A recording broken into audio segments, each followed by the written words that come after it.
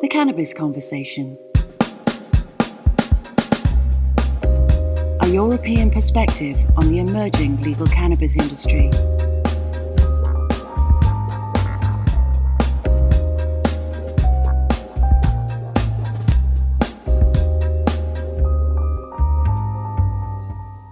Welcome to the Cannabis Conversation with Anuj Desai, where we explore the new legal cannabis industry by speaking to the professionals that are helping to shape it.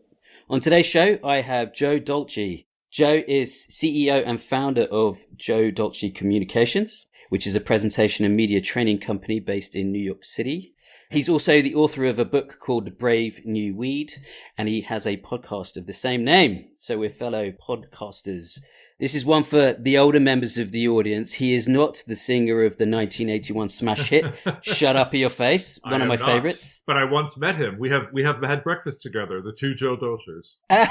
Fantastic. It is true. That is a classic tune. I actually looked it up. It got to the top of the charts in the UK, actually. In 37 countries. 37, wow. 37 That's brilliant. Countries. Well, Joe, welcome. I hope if you want to do some singing, maybe we can arrange that a bit later. But if only I had been smart enough to write Shut Up in Your Face instead of Brave New Weed, right? Yes, well, lots of lessons learned there, right? And where in the world are you? You in New York today? I'm in Brooklyn, New York. Lovely. Cool. I'm really glad to have you on. It's great to kind of talk to another cannabis podcaster. You got some really interesting stories to tell, and I was listening to a few of the episodes that you've done recently, and I really like your style. I think we're coming from the same sort of angle here in terms of education and insight, so I'm really looking forward to this. Great. Same. Cool. The usual place to start is a bit about you. So give us a bit about your background, your backstory, and how and why you got into the cannabis space. Oh, there are so many backstories. I mean, there's so many backstories. But, basically, I used a lot of cannabis when I was a young man. When I look back, I realize I was probably using it to deal with anxiety or insecurity. And I relied on it very nicely for a very long time. And then I stopped. I moved away. I did other things, discovered wine, other sort of things to change my consciousness and my mind. And at a certain point in life, I was finding that alcohol was sort of numbing me and not making me more, it wasn't bringing me forward. It wasn't making me more aware of myself. And I sort of determined, I just don't want to become one of those distilled old people who's, very tightly wound. And this is who I am. This is what I want to. Anyway, I discovered cannabis again later in life in my 50s and realized at that moment I had no idea what this thing was. I really didn't know. This was around, I guess, 2012. And it was just when really legalization in the United States was bubbling. Things were happening. Colorado had passed some laws. Washington had passed some laws. Lots of stuff was happening. And that's when I thought I should maybe go find out what this thing is. And that's how it led me to write a book on cannabis and do a podcast on cannabis and have a medical cannabis education.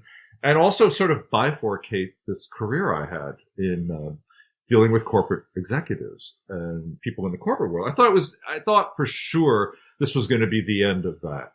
And it was so interesting, Anuj, because, I had to go, I wrote this book, I had to go report it around the world. I disappeared for a while. A lot of my clients kept saying, what are you doing? What are you doing? And at a certain point, I just said, oh, fuck it. And I said, well, I'm writing this book on pot.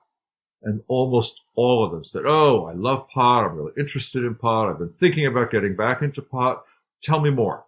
So it became this interesting portal. I always knew, of course, there's a massive community of fellow cannabists in the world. But it really, the stigma had been long shed, I think, among the professional classes. Very interesting, right? Yeah, really interesting. And it sounds like, you said that you thought that was going to kind of almost jeopardize the relationships you had.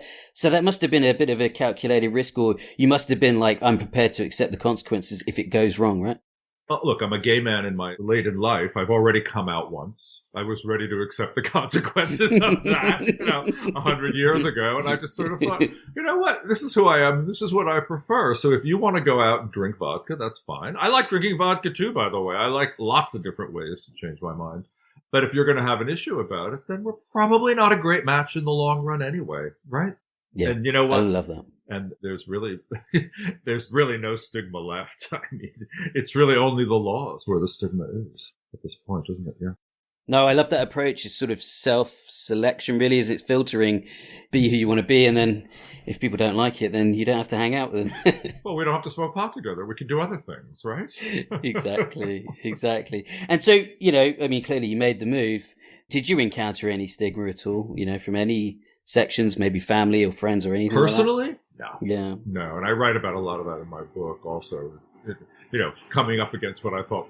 The book is narrative nonfiction, right? I wrote it because I'm a journalist and an editor, and I wanted it to be fun. So I talk about, some of the fears I thought, or some of the obstacles I thought I was going to encounter, but didn't really find many. I mean, it's very interesting. It really is. Mostly in the UK these days, I find a lot of the people who are starting companies are still very concerned about how they're going to be perceived. Quite interesting. It's not, I guess, because the laws in the UK are so old-fashioned or so restrictive, even as they move into this modern moment, right? Totally. I mean, I talked about it a few times on the show. You guys in the States have a different cultural attitude. I think some of the penalties are pretty severe in the States, actually, when it comes to weed. But generally, on a cultural level, I think there has been a more open way of dealing with cannabis. I remember watching movies when I was a kid, and before I even knew what it was, there were casual references to reefer. We don't have that here. There is, there's a healthy amount of the population that does like cannabis, but it's very much kept under wraps. It's not something you talk about, and certainly never in a professional sort of setting. I know. There goes my cover. Absolutely. And so you refer to your kind of journalistic chops. You've got some proper journalistic chops. Maybe talk a bit about that background, as a writer and those sort of things that you're doing. I was a magazine editor for most of my career. I worked in popular magazines like in the United States, Details Men's Style magazine, Gourmet Food magazine, Playboy. Everybody knows what Playboy is. Different magazines like this. And that's where I wrote and was an editor. So narrative nonfiction was the style I wanted to write in. I wanted to write about, my journey through this emerging world of cannabis. And that was what I was able to do, for better or worse. So, yeah. Brilliant. And then how did that take you to the podcast? I'm personally obviously very interested in that side of things. Well, I wrote a book, and it came out, and it was well reviewed, thankfully, and people bought it. And I realized that I just had so much more to explore, and I wanted to explore it in a way that wasn't a book. And I did what's called a talk at Google. Google invited me to talk when my book came out. And afterwards, two folks who worked there came up and said, we should do a podcast. So this was about 4 years ago. So podcasting wasn't quite as popular as it was today. And I thought, well, that might be I like to talk. I have a big mouth. I like to talk to people. I think I'm a pretty good interviewer. I know how to ask some difficult or unexpected questions. And I thought, well, let's have a go. And then it turns out that I really liked podcasts. I enjoy it, and doing conversations and thinking about doing more long-form pieces, that are more reported, more situational. If we can travel again, I'd like to travel and make that a part of the podcast. Yeah, absolutely. I mean, it's great. It's just, I find I'm able to sort of indulge my curiosity / nosiness. I get to ask people questions. I get to learn loads. Yeah, me too. So lately we've been mixing in subjects who are talking about cannabis, but also subjects who are talking about psychedelics and what's going on in that amazingly interesting, fertile world right now. My interest is very high in psychedelics as well. So it is a great way. Lucky us, I get to satisfy my curiosity. I get to bring really smart people to the attention of our listeners. They seem to like it. So I think it's a great, wonderful way to expand the conversation. And what do you think about that psychedelics bit? I think there's a lot of crossover in terms of people who are interested in both spaces. And I guess, psychedelics is a bit even earlier on in the kind of industry life, timeline, I guess. There's a lot happening in England. There's a lot happening in Canada. There's a lot of venture capital going into it. Not a lot. I mean, not gazillions of dollars, but a healthy amount. It's a focus of interest. There are retreat centers being built all over the world for doing psychedelic therapy. I myself started a round of psychedelic therapy before the pandemic, which was a really interesting with a guide. He doesn't call himself a therapist or a shaman. He's a guide, super smart guy. And it was very interesting. It was 5 rounds. Each session was preceded by 3 talk sessions. And then you had the psychedelic journey with MDMA, LSD, psilocybin, ketamine, and there was another one. I don't think it was DMT. Maybe it was 2 psilocybin journeys at different doses, each followed by 2 integration sessions. So you're talking about 6 or 7 sessions per journey. I only got to the first one with MDMA, high dose of MDMA, and it was, let's just say it was a great way to bond with your guide. Obviously, that's what MDMA does really well. Enables an empathy. Did you know that MDMA, before it was called ecstasy, was actually called empathy? Really? Yeah, but it wasn't as hot of a seller on the party circuit, so they changed. They made a good marketing decision. It changed. Yes, absolutely. So anyway, I only was able to do one of those sessions, but sort of hope to do the entire sequence as time goes on. So my interest is both intellectual, academic, scientific, and deeply personal. Yeah, I'm very interested in that space, and it is interesting to see how it's evolving. There is money pouring in. It's interesting because what you say as well tallies with a lot of stuff that I've read, that the human bit is quite an important part of it. The kind of guide and the support and the integration is a kind of necessary and important part of the therapy. It is. And it's interesting. I've been reading about, like old shamanistic traditions, how they do it versus how a modern therapist would do it. And in fact, there is a community aspect, and there's a sharing aspect, and there's an integration thing afterwards. So the rituals have actually informed the more modern psychedelic approaches to therapy, which is interesting. And I also find, Norman Mailer once said, it's like, yeah, it's fine to do drugs if you're younger, but they're actually much more interesting as you get older. And he's right about that because, you have a different context and you're able to see things a little differently. So, while I find them enjoyable, in most cases, not always enjoyable, some of these journeys have been rough. I find ayahuasca like a difficult substance to contend with physically. Have you ever tried it? I haven't, no. Yeah, it makes me physically very uncomfortable. It sort of grips me in the stomach. But I've generally, as an older person, been able to get something out of it using the techniques of integration and setting an intention before you start.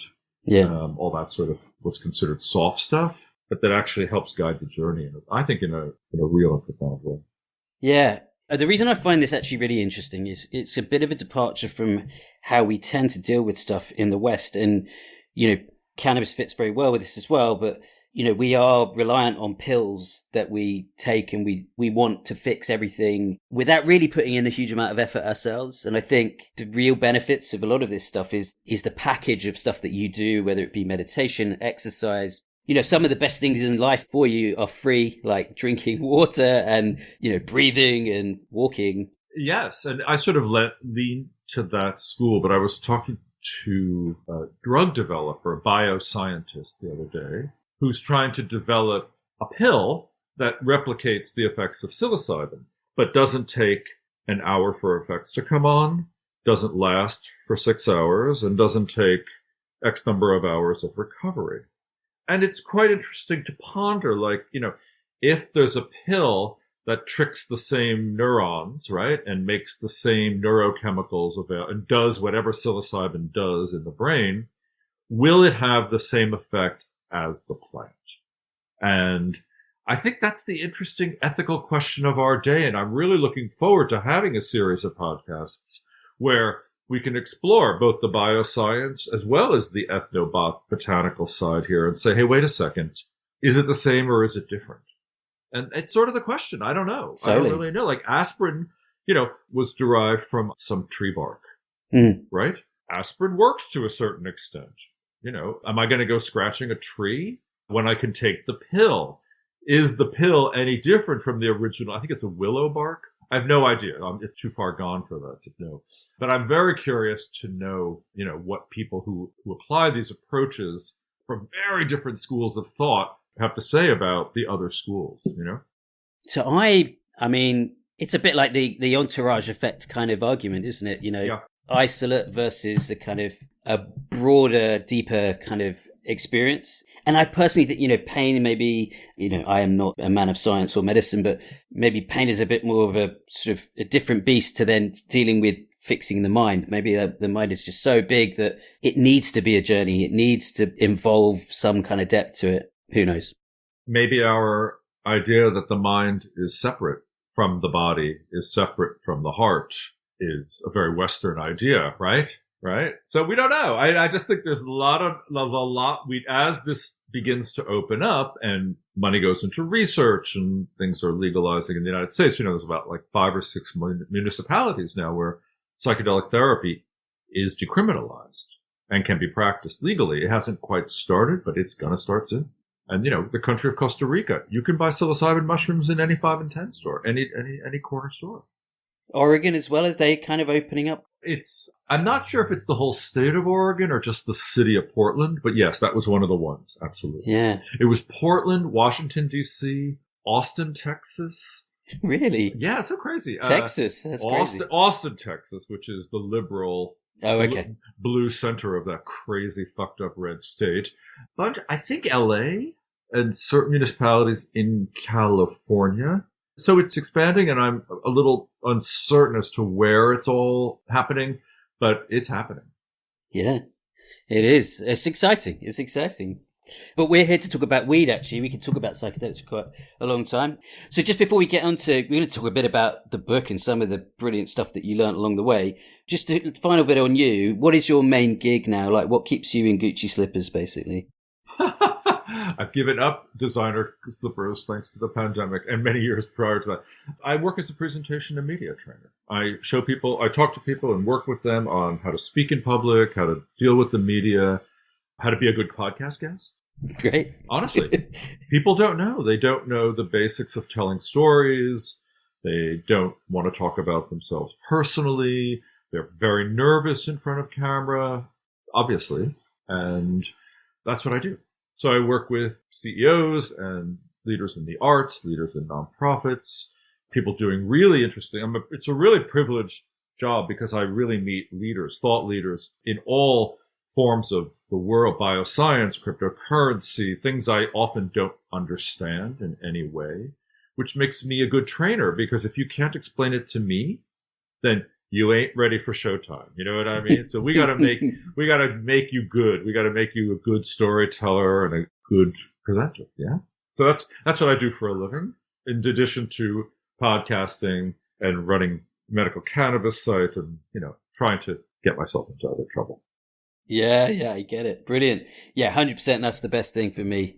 Meeting and speaking and learning from others. But yeah, cool. Well, the topic is kind of cannabis worldwide. So, the premise of your book is to sort of explore kind of cannabis from across the world and different experiences.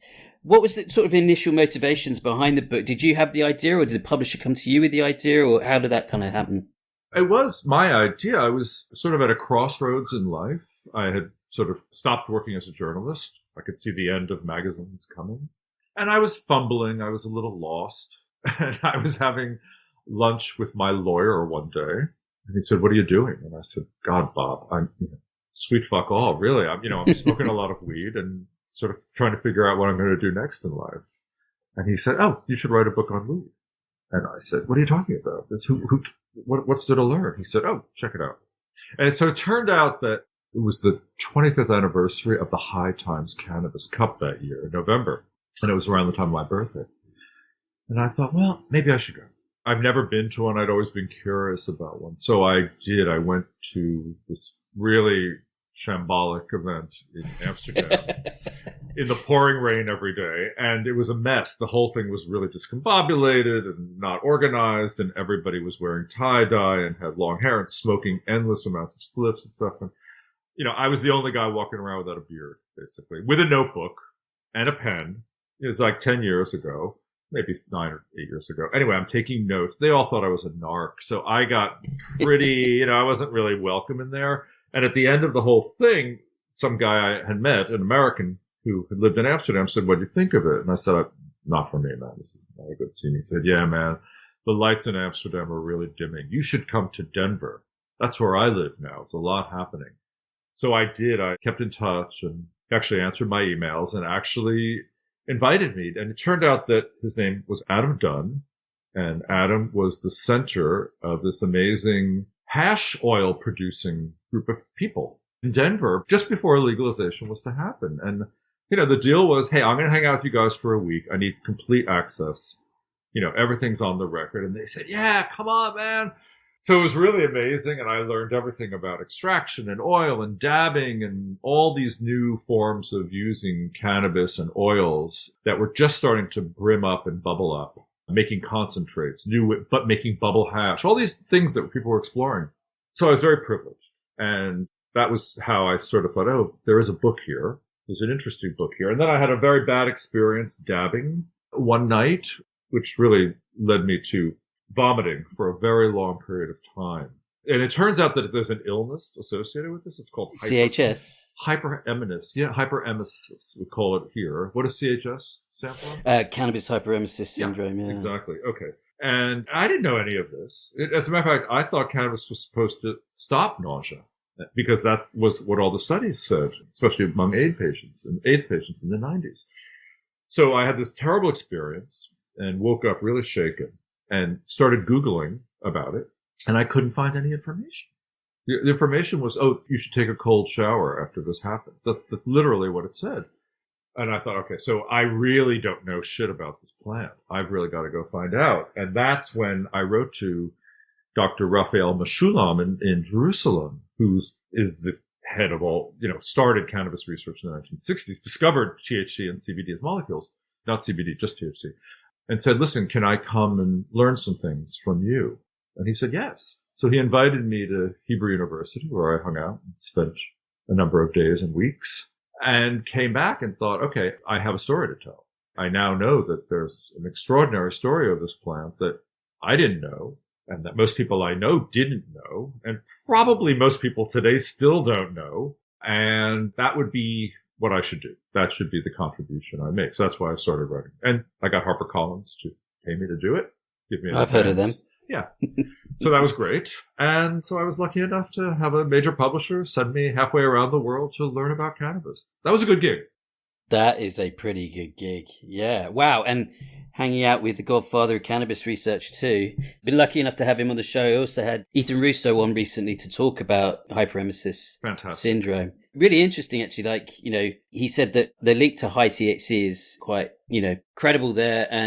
But he said a lot of the people that have cannabis hyperemesis syndrome are chronic users and really don't want to believe that the issues are being caused by cannabis. So very resistant to that kind of conclusion. I know, it's interesting. I was not a chronic user at the time. What happened as a result with me was that, about 5 or 6 times afterwards, I would just have a hit on a joint or something, and it would happen again in very embarrassing circumstances. So it actually caused me to stop smoking for about 6 or 8 months until whatever reaction had happened, I felt had cleared out of my system. And I'm still quite cautious. I dab judiciously these days and actually use more edibles than I inhale these days. So, that's the nice thing about cannabis. It comes in different forms, and you can, once you learn about it, you can really guide your effects, right? So that's the nice thing. Cool. So that's the sort of genesis of the book. That's how it started. Yeah, sorry, that was a long story, but yeah, really, no. That is how it happened. And there was, a lot of doubt about it when I started. But the more I got in, the more I thought, Jesus, there's so much to learn here. And it is an amazing plant. Among plants in the world, it is really unique. It is sui generis, right? It is unlike most. Yeah, that's what I love about this as well. I get to look at it from all angles, hemp seed, protein and nutrition side of things. You've got the stalks, industrial hemp. And then you've got the buds and all the medical value that brings, as well as the recreational wellness side of things as well. It's huge. Yeah. And then the social justice side of things. So, there's a lot to explore. It's a way of, through this plant, I've been able to, touch all of those areas: science, botany, legal, law, social justice, etc. So it's, if you want to go through those portals, they're there. And you don't, of course, you don't have to go through any of them. Yeah, definitely. So a couple of the favorite stories that you kind of heard from around the world that you can maybe share? Well, they're ongoing stories, aren't they? People are constantly, the business is young. People are starting all sorts of enterprises and learning new things about the plant, trying new things. I find that there's never a lack of things to talk about. So, like on upcoming podcast, I interviewed this gentleman called Dr. Godfrey Perlson, who's a neuroscientist at Yale, who basically we talked about, okay, so let's talk about the good, the bad, and the mysterious of cannabis. Let's talk about why musicians are able to find more space between notes, or why colors seem more vibrant, right? Or why time appears to slow down. So those are all interesting effects that have a neuroscientific response, which is interesting. And we're just beginning to learn. And he studies a lot about the ties of cannabis to psychotic illness. And there are ties, and they need to be explored and understood. And they're difficult to talk about with people who are pro-cannabis because the prohibition has made us very defensive about the plant. But these are obviously things that are happening. He also did some studying on cannabis and driving. And while it's less dangerous than driving while drunk or on alcohol, he did say that there were more overall lethal car crashes in states that have legalized. The evidence is showing that. So we need to deal with that. But then there's also, the mysterious things like, why does your need for cannabis diminish as you grow older? Like, why do you need less to get high? Which is pretty interesting, right? Or, I asked him, does cannabis do to humans what catnip does to cats? And he laughed. And you're going to have to listen to the Brave New Weed podcast to find the idea. Yeah, to find the answer about that. Yeah. Yeah, no, I mean, so many, all to be explored, right? Because we just such limited research on so much of this stuff. Yeah. I mean, to answer your question in the broadest sense, the stories are ongoing, right? I just keep finding people who are unearthing new material or telling new aspects of the stories. I mean, one of the things I loved in Israel when I was there was no longer, but there was an old age home. I know that's the politically incorrect way of saying a senior living facility, but whatever, where most of the people there had some psychiatric illness, some difficulty. And it was at a point, and it was the only cannabis administering senior facility in the country. And it was extraordinary. It was just extraordinary to go there, talk to the nurses and the nurse practitioners, people running it, hear their experience, and then see all these lovely old people sitting around smoking a joint or a spliff, actually, because that at that time in Israel was the only way you could get cannabis was flour, and they were mixing it up with tobacco and with a filter and smoking spliffs. I talked to some of the folks there, those who were not in the states of distress, and the stories were amazing. I had to calm them down, that it, stopped a lot of their fears. It took away a lot of their trauma, their PTS. A lot of the folks there had been survivors of the Holocaust. These are really elders, in their 80s and 90s, 90s really, and had been traumatized by it for their entire lives. And one of the things that is true about cannabis or cannabinoid medicines is that it stops recurring memory. It enables you to sleep. It gives you, in the same way I think it gives musicians space between notes, it allows people who suffer trauma some space so they can sleep. They can disentangle those memory networks. That's pretty amazing.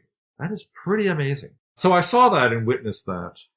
One of the guys I interviewed was an older gentleman called Moshe Roth, and his room was full of chicken paintings. He started painting in this facility, and I said to him, why chickens?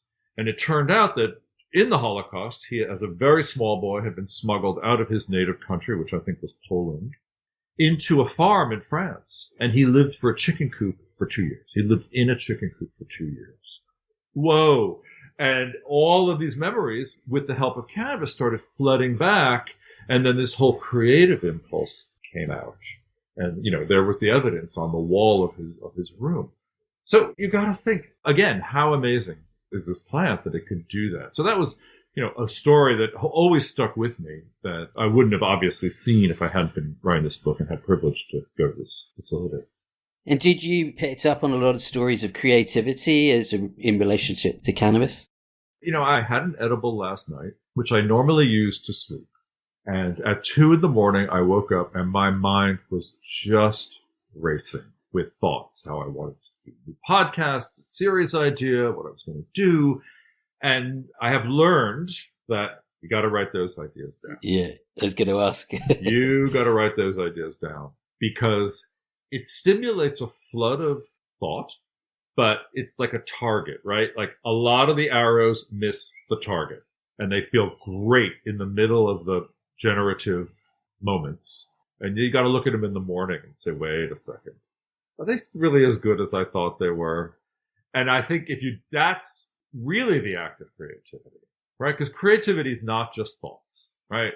Then you have to make decisions. And then you have to figure out how are you going to realize those thoughts? How are you going to make them into something that connects with people or connects with you or, whatever your particular medium is. So there is a connection, definitely. I don't quite understand it. I think it has. I wrote about this a little bit in Brave New Weed. I think it has something to do with, you know what synesthesia is? No. It's a very interesting brain disease that, people cry when they see the color blue or certain numbers make them sing. It's a crossing of the neural pathways that separate the senses. So it's a confusion of the senses, but it's very interesting. And lots of really famous creative artists and musicians and creators in the world suffer from synesthesia, suffer with it. They employ it to help them see the world differently and help us see the world differently. It's sort of the basis of how a metaphor works, right? When you connect two things that have no connection, but that makes sense, right? So I sort of think that cannabis, when focused, has that's what it does creatively. It connects these different parts of the brain that aren't normally talking to each other, and you get this interesting crosstalk. Sometimes it's interesting, sometimes it's confusing, sometimes it's exhausting. You can't game it. Sometimes it's funny. Sometimes it's funny. Sometimes when you're puking, it's not funny at all, right? So it's sort of hard to predict. And, you can play around with the variety. You can play around with the dose. And it's still hard to predict. Like, I really thought I was going to have a good night's sleep last night. Instead, I have all this, creative fodder. And it's okay. I'm a little spacey today. I'm telling you things I probably shouldn't be telling you as a result. But, yeah. So I think that's the connection to creativity. So you mentioned Israel as one of the countries that you went to. Were there any other countries outside the States that you visited? Not as interesting as Israel. I mean, nothing was happening in Europe, really. I went to Holland. And Holland I thought was sort of depressing in that it was, coffee shops in Amsterdam aren't really exciting places to be. They're not really well frequented. I mean, they weren't at the time. And there were some people doing some interesting things, but it was still sort of felt a bit outre, and I wasn't seeing my people in those places. Now, today, I haven't been back to Amsterdam in many years, and thanks to the pandemic, it'll be a while longer. But I'd like to see it again today. I'd like to see what's going on there today. I never obviously Spain has a very vibrant cannabis culture. Portugal did not at the time. No, I thought most of the interesting things were actually happening in places like Denver, San Francisco, where big cultures had formed over time. So California has been legal, some version of legality since the 1990s. And it's a very interesting story, again, that I talk about in my book, that I never knew. I never knew how it happened. I never knew that George Soros was involved in making it happen. It was a very, very, very amazing group of people who really contributed to legalization and social efforts over the years. But you had to really be in the cannabis space full on to know about that history. So it was great to learn it. Yeah, absolutely. And were there any kind of stories that sort of disappointed you? Like, the kind of the sad side of cannabis, which I assume is probably more around the social justice stuff. Yeah, sure. So when you realize that communities of color, got arrested in the United States, 1 million times more than white. Like for me, yeah, it's like a white guy. Like if I ever got caught smoking a joint, I'd get like a slap on the hand and be off with you. But if I was black, that was ticket to orange. You could end up in jail for a really long time. I was really, amazingly, I've lived in a very diverse world my entire life and was really unaware of that. So yes, the answer to that question is there's been a lot of injustice around this plant. Cool. Yeah. Well, thank you, Joe. So as we sort of bring it to a kind of close, what do you think is the kind of most interesting thing that you kind of learned through the process of writing the book? Well, for me, as a writer, I just learned to be patient. That writing is slow, and I've always known it was slow, but it was, slow going. And that I think what I learned is that I'm really happy to have done it, because it's really nice to hear a few people along the way go, hey, I read that book, I thought this, or I never knew that, or the way you said that was interesting, or let's talk, I disagree with you about this, right? So that's the virtue of writing a book, is that those who read it and stick with it generally give you pretty good feedback. They're pretty gracious about it. So I was really lucky in that way. So cool. Let me just say that. How about that? Well, brilliant way to end it, I think. Thank you, Joe. Really appreciate you sharing your time today. Sad that we didn't get to sing a song together, but maybe next time, eh? What's the matter, you? Yeah. Shut up with your face. You can do the next version some other time. The next stanza some other time, okay? I don't want to pit people off too much, but yeah, thank you. Cool. Thanks, Joe. I'll see you soon. Thank you, Anuj. Cheers. Thanks for listening. Hope you enjoyed the show. If you did, please subscribe, rate, review, and share the podcast. It will help me spread the good word on how this amazing industry is developing. I work with various cannabis startups to help them get funded and grow. I also work with corporates and international cannabis companies to help them understand and navigate the European cannabis sector. We're working with some great clients across the cannabis value chain, and we'd love to help you too. If you're interested, please visit www.canverse.global to get in touch.